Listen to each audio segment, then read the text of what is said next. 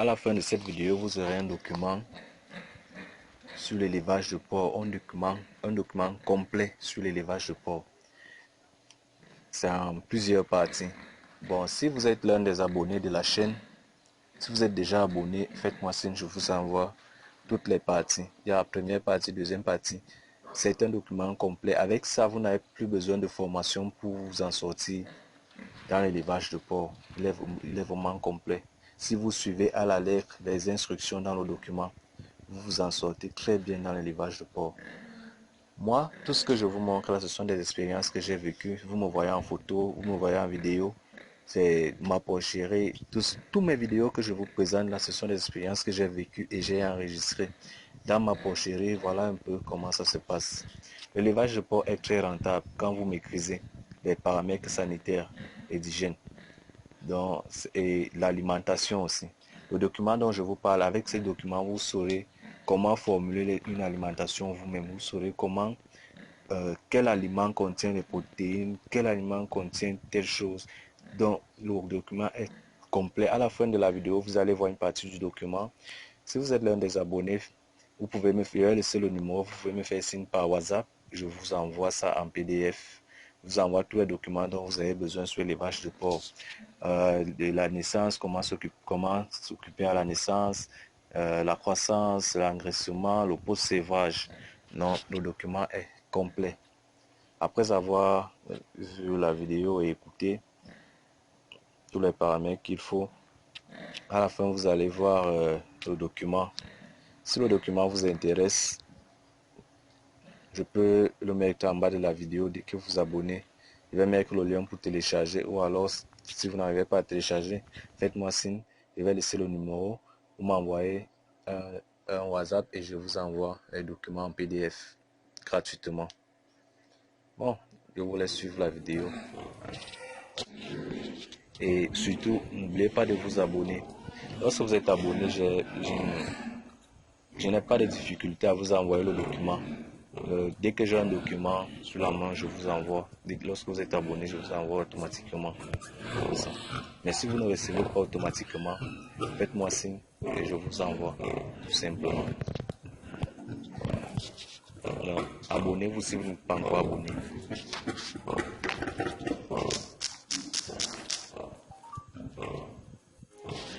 Au cours de cette vidéo, nous allons parler du croisement, de la reproduction, du choix de ses reproducteurs,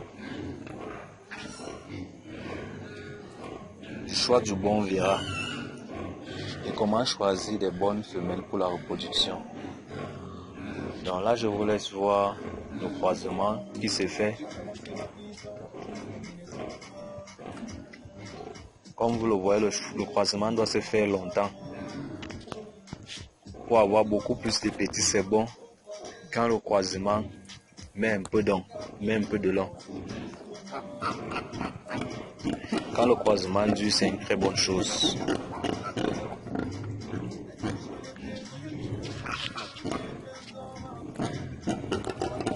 Il y a certains éleveurs qui amènent leur cruet, se faire croiser une fois, on croise le même jour et ils rentrent avec le même jour. C'est pas bon. C'est bon de laisser la femelle avec le mâle toute sa période de chaleur.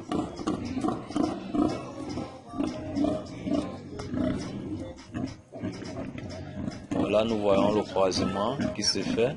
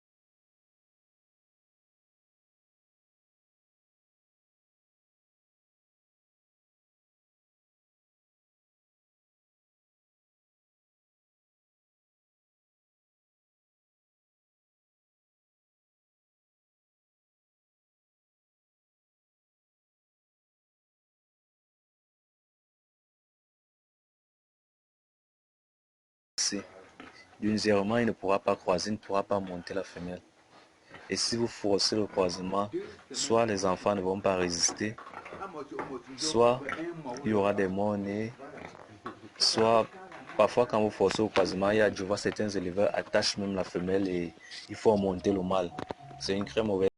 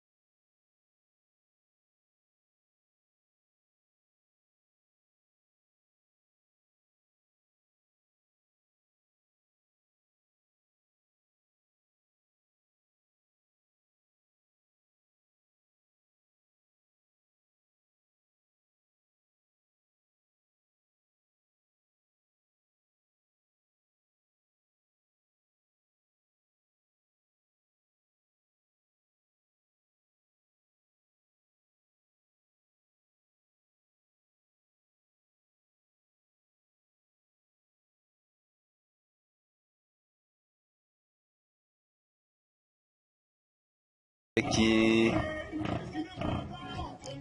est sorti et qui a la peine à se libérer qui a de la peine à se libérer du placenta. C'est pour ça qu'il faut assister la femelle lorsqu'elle met bas. Puisque si vous n'êtes pas là et un cas pareil arrive, soit c'est le porcelet qui meurt, soit ça peut causer quelque chose à la maman. Donc il faut assister la maman, il faut aider les porcelets. Vous voyez le placenta qui cale sur le petit. La raison pour laquelle il faut toujours être là, il faut bien calculer ces 3 mois, 3 semaines, 3 jours, être là le jour de la mise bas. Si vous n'êtes pas là, vous ne savez pas ce qui peut arriver. Bon, il y a des femelles qui accouchent qui mettent bas sans problème. Il y a des femelles qui mettent bas sans problème. Mais il peut toujours arriver. Là, elle a mis bas sans problème, mais vous avez vous-même vu le problème qu'il y a eu. S'il n'y avait personne pour la dégager, je ne sais pas comment elle aura pu faire.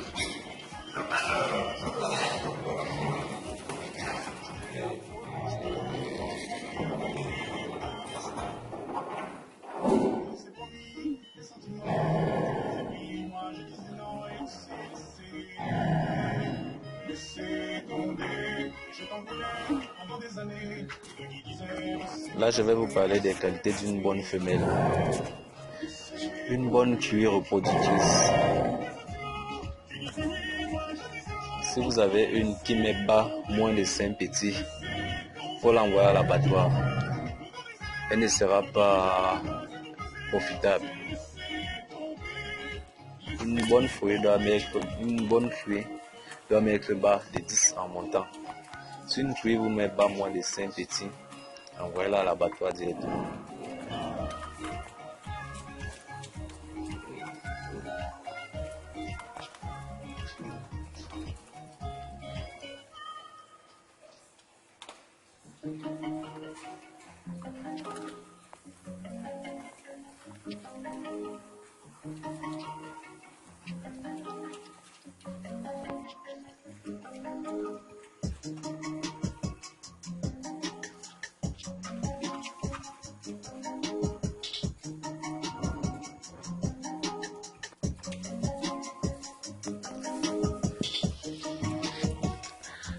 Voilà les qualités d'une bonne truie. Il y a certaines truies qui mettent bas. Dès qu'elles mettent bas, elles se couchent sur le ventre, elles empêchent les petits de téter. Soit elles commencent à manger les petits, soit elles les repoussent avec son son bec, son groin comme on dit. Elle les pousse avec la bouche. Une bonne truie doit être capable d'allaiter ses enfants à tout moment. Tout moment, elle doit se coucher de temps en temps, allaiter ses enfants.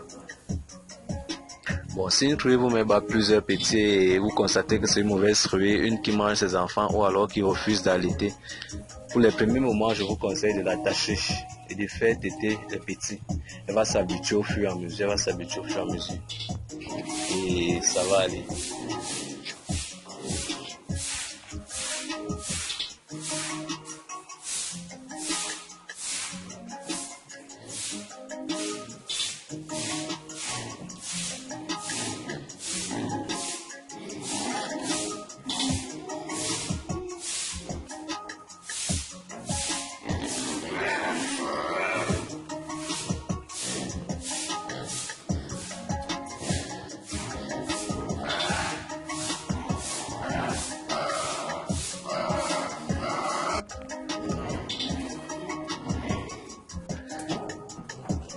Bon, nous allons parler de comment choisir ses reproducteurs. Les reproducteurs, dans l'élevage, lorsque vous arrivez chez un éleveur pour acheter des reproducteurs, la plupart des petits éleveurs commencent par 2 femelles, un mâle. La plupart des éleveurs commencent ainsi. Lorsque vous achetez les femelles,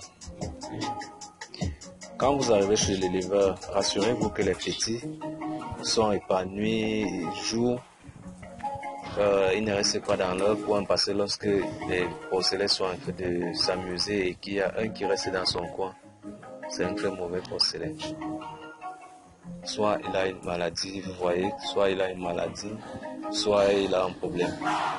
Et évitez ce genre de porcelain lorsque vous voulez commencer. Prenez un porcelet robuste, un porcelet qui s'amuse, qui court, qui présente l'état de bonne santé. Le mâle doit être, lorsque vous prenez un mâle, même s'il est encore petit, il doit être bien robuste. Il doit s'agiter de temps en temps et non rester dans un coin, perdre le temps. Vous voyez la façon dont même il se déplace, c'est aussi un bon signe. La façon même dont il se déplace dans la ferme. S'il se déplace avec difficulté, mettez-le de côté. C'est pas un bon porcelet.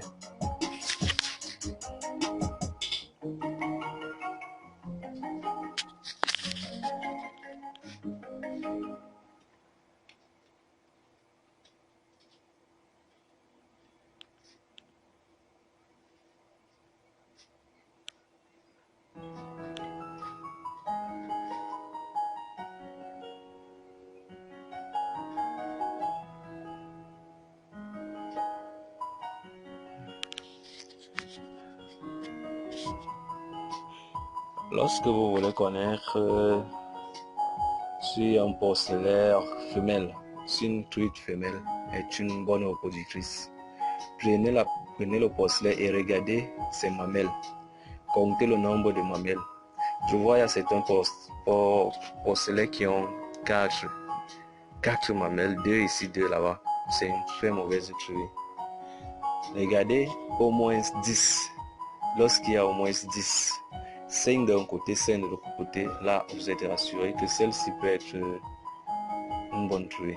Mais la meilleure truie, c'est celle qui va porter 7 d'un côté, 7 ou 8. Il y a certaines qui partent jusqu'à 10. 10 femelles, 10 mamelons d'un côté, 10 de l'autre. Dans ce cas, une femelle qui a juste 5 d'un côté, 5 de l'autre, ne peut pas être une bonne reproductrice. Elle ne peut pas.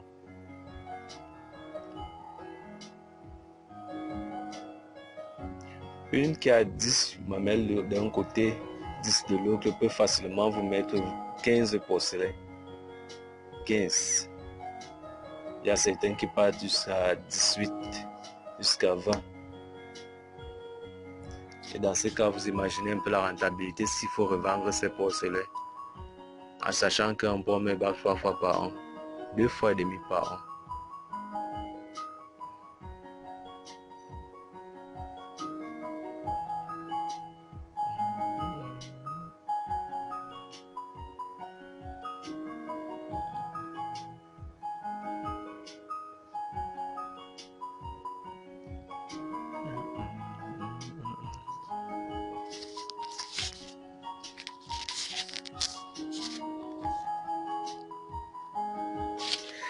Lorsque vous choisissez une truie pour la reproduction, l'idéal n'est pas de l'engraisser. Évitez les aliments pour l'engraisser.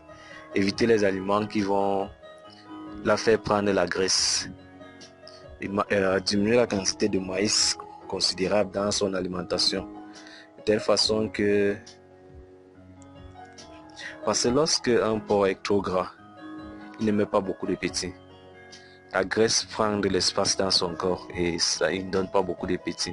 C'est pour ça que les femelles qui sont pour la reproduction, on ne les engraisse pas beaucoup. Je vais vous faire écouter comment dégraisser, comment ne pas engraisser un porc tout à l'heure.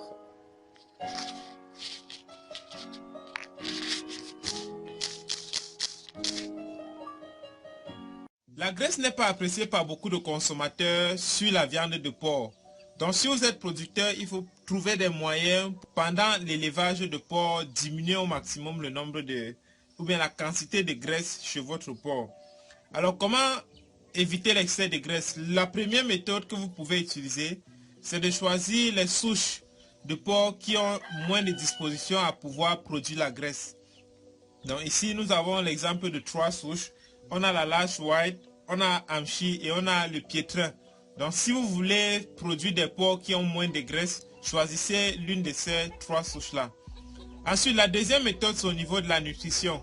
Donc vous pouvez soit ne pas considérablement augmenter la nutrition avec le poids du porc, parce que plus il grandit, plus il aura de l'appétit. Donc au fur et à mesure qu'il grandit, vous n'augmentez pas considérablement sa nutrition. L'autre méthode est de donner au porc les aliments moins riches en énergie en utilisant les ingrédients moins riches en énergie tels que le son, le remoulage et diminuer les quantités de maïs dans l'aliment du porc. Autre chose aussi, c'est que vous pouvez plus nourrir votre porc avec les aliments secs et aussi éviter de lui donner les restes de nourriture et les trucs comme la drèche qui viennent des résidus des industries brassicoles.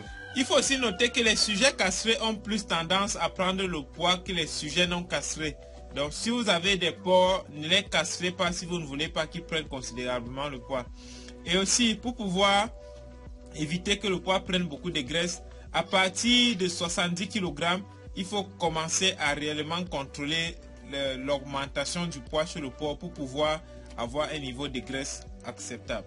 Notez aussi que lorsque le porc passe de 20 à 120 kg, la proportion de squelette, de muscles et de gras varie considérablement.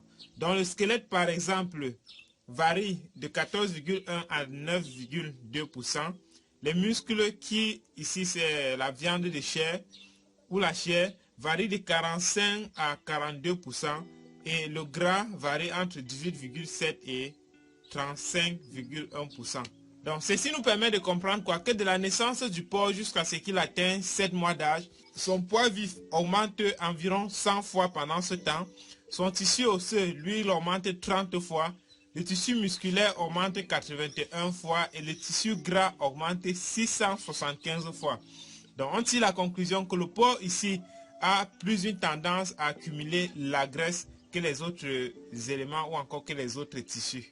Donc pour conclure notre conclusion, on dira donc que quand votre porc est encore jeune, il faut éviter de lui donner les aliments qui sont riches en énergie. Donc il faut plutôt privilégier les aliments qui sont riches en protéines. Donc, et puisque certains aliments riches en protéines sont chers, je vous recommande de souvent les mélanger soit avec les rafles de maïs broyés ou encore avec des éléments que vous avez autour de vous qui sont moins chers. Merci d'avoir écouté la vidéo. N'hésitez pas à vous abonner si vous ne l'avez pas encore fait.